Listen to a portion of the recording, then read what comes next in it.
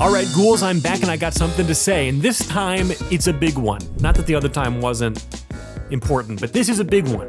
I've been threatening to talk about Batman Year One for a long time, and today is the day. So get ready, because I got a lot to say about this thing. In 1987, Frank Miller and David Mazzucchelli gave us the all-time classic Batman Year One.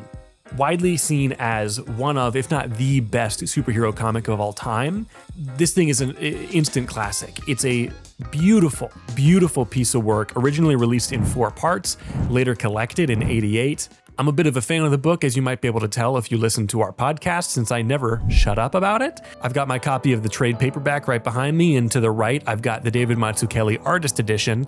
When you think about the best Batman comic book of all time, you think about action, you think about gadgets, you think about the Joker, the Penguin, Two-Face, Clayface, all these different people. Mr. Freeze, my favorite, he's up there somewhere. But Batman Year One is different.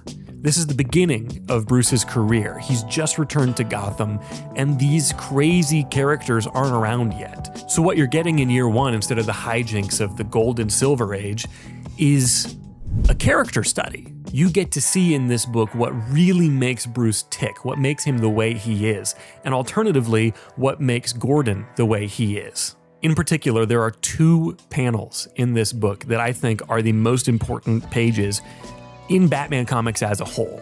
Artistically, the lines, the colors, everything about it is perfect, beautiful, and done with intent, and on the writing side, uses juxtaposition and irony to perfectly show this is who Batman is. Now, I could talk about this stuff all day, but there are 2 panels in particular in this book. These ones, they're on screen right now. And to me, those perfectly evoke what Batman is about as a character. However, to really get the impact of this moment, we have to understand what the cultural moment was when the book came out and where comics were as an industry. So let's get into it. So superheroes were created by Jerry Siegel and Joe Shuster with DC in 1938 with the publication of Action Comics #1. This was the debut of Superman. Batman came quickly afterwards, along with many of the other characters that we know today. So that was a long, long time ago. You get years of stories being told there, with continuity getting more and more complicated, and by the mid-'80s, it was a little much to handle for new readers, for old readers, for DC editorial.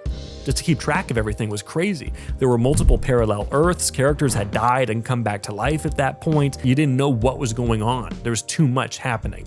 So DC's method of fixing this was the massive crossover event, the Crisis on Infinite Earths. Crisis was a 12-issue series by Marv Wolfman and George Perez that ran from '85 to '86. It's a complicated story for the same reasons that I just listed, but the important thing is that by the end of this story, we are left with one single unified DC world. Now, once you've blown up all of your characters and all of their stories and everything, what do? You gotta start from scratch. You have to begin somewhere. So, major creators at the time were given the job of rebooting the DC Trinity. George Perez was given Wonder Woman, John Byrne was given Superman, and Frank Miller and David Mazzucchelli took on Batman. This was a really big moment in comics, and it signified a turn from some of the goofy, crazy, zany things of the Silver and Golden Age into a more grown-up, gritty, mature era in the Bronze Age. A large part of that was Frank Miller's work on The Dark Knight Returns in 1986. The Dark Knight Returns showed us an aging, cynical Batman in a dystopian future where gangs had gotten out of control and he had no choice but to step back into the costume and become the Batman one more time. It was a massive critical and commercial success. That was one of the reasons then that he ended up doing Batman Year One. This book gives Batman a definitive end to his story, so it only made sense that Miller would tackle the beginning. Batman Begin. The DC relaunch went well enough. Superman by John Byrne turned him into a very patriotic American-type character, while George Perez's Wonder Woman delved into the supernatural and the mythical side of the character. Year One was different. Year One felt real. It felt gritty. Gone is the Joker, gone is Penguin, all these different characters, and replacing them are mobsters, thugs, corrupt cops. And everything is fresh and new for Bruce. He doesn't know what he's doing. Miller brought this film noir kind of gritty New York sensibility to Gotham that felt like something out of Taxi Driver. It just feels like a very authentic, real place. It feels like a kind of place that the first readers were actively living in at the time. So year one was not just some story that they wanted to tell. This was a cultural reset. This was taking these characters and bringing them up to the moment that people were living in. It's almost like the equivalent to what the original Ultimate Universe was trying to do. And in year one, Bruce is not this untouchable, prep time, perfect Batman who can do no wrong. He makes big mistakes. He gets beat up by just regular random thugs on the street. He gets shot by the cops. One of the pieces of his belt catches fire and almost explodes on him. He's very much learning how to do the job in the moment. He does kick a tree in half though. I don't know how he went about that. That seems kind of insane. Like, how much power, how strong do you have to be to kick a tree in half? It's not just like a little tree either. It's not like an aspen. This is like an oak tree. This is a big tree, and he just kicks it right in half. I don't know. It's not important. It's not important. And crucially to all of this, the story isn't just about Bruce. It's also about Gordon. So you're getting this whole opening year from two perspectives. You're getting Bruce up in the clouds at one point, literally, and Gordon down on the ground. So like I said, this book is full of incredible moments, but there's one that I want to zero in on, and that's this moment from issue number 2. At this point in the story, Bruce has gone out for the first time, not as Batman, but just as kind of a drifter, a thug himself, to test the waters, to see what it's like out there and see if he's really ready. And Gordon, meanwhile, has been confronted with all of the corruption and hate that is filling Gotham's streets. And with a pregnant wife, he doesn't know what to do. Finally, we get to this moment and you can see the stark difference between these two panels. Gordon is sitting in his small apartment, cramped with a pregnant wife, wondering what in the world is he going to do. I pray he's very strong and smart enough to stay alive. How did I let this happen? How did I screw up so badly to bring an innocent child to life in a city without hope? Just the format of this scene works in its favor. If you look at the original single issue of the comic, all of the panels are formatted equally. In the collected edition later on, not only is the framing different, but original series colorist Richmond Lewis has come in and redone the colors. There's nothing wrong with the original version, but these small tweaks that they made later on enhance this moment so much. And you can see in the artist edition over here that the original art was drawn all the way to the edge of the page. In this top panel, Jim and Barbara are trapped in a tight, horizontal slice of a panel. The ceiling feels low, the panel borders themselves sort of close in on Gordon, and it gives him no room to breathe. The colors are gorgeous, unsaturated blue and green tones that make the place just feel heavy emotionally, and Gordon himself is physically slumped over, buried in a cloud of his own cigarette smoke. He's utterly suffocated by his circumstances. And then you get to the next panel. The camera cuts outside, and the composition completely opens up. The panel is taller and it extends all the way to the edges of the page.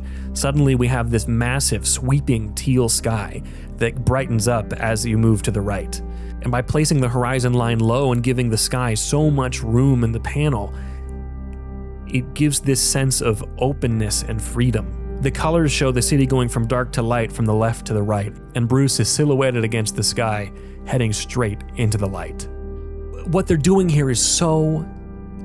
it's not necessarily subtle, but it's a beautiful moment where they're not actively telling you what you're supposed to be thinking. If this was a book from the 50s or the 60s, you'd get some ridiculous copy telling you, oh, and little does Gordon know, the leather wings of the Batman shine hope onto a dark city. Like, we don't need to see that because they are showing us that in this moment. You can feel the way that the panel opens up, the way that it breaks out of the borders of the page and everything surrounding it. Even when you cut back into Gordon's apartment, it goes back to that constrained feeling.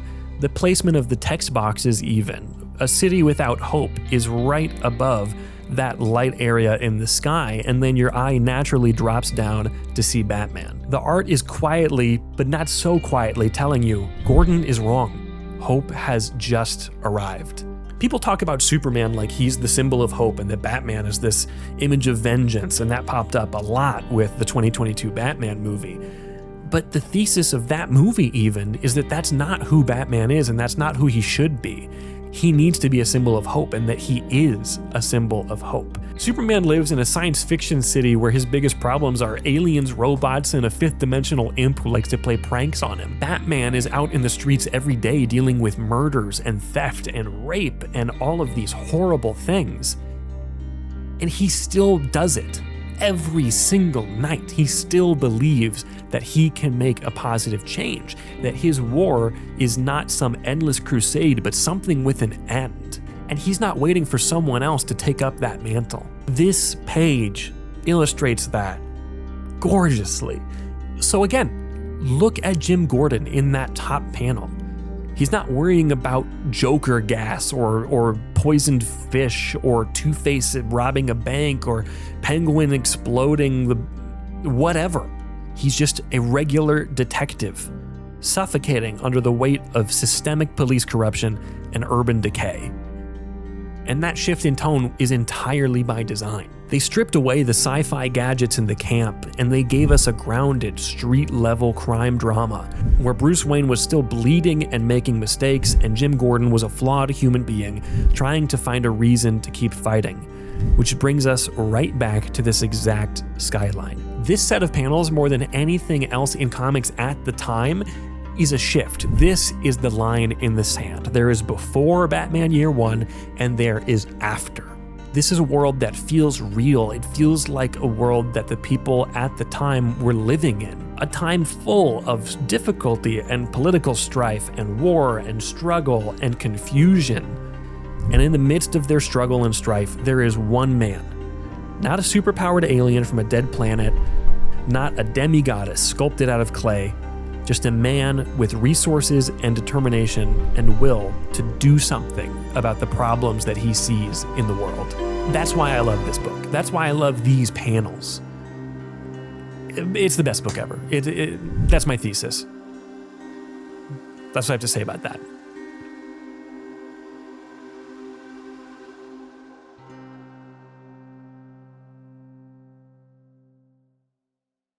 Thank you guys so much for your support on our videos lately, especially on that Spider-Man cover video. I promise I'm working on more. It takes a while. If you want to hear more about our thoughts on Batman Year One, make sure to tune in next week for our long-form conversation about it. It's one of my favorite books of all time, probably my favorite superhero comic of all time, and I can't wait to get deeper into it. If you really, really like this video, you can subscribe, you can give it a like, share it with your friends, whatever. I'm just glad you're here. Thank you for being here. You don't have to spend your time on our channel. So when you do, I truly, truly appreciate it. So whether this is the first time you're here or you're a longtime viewer, I thank you for being here. And I say to you, as always, good luck.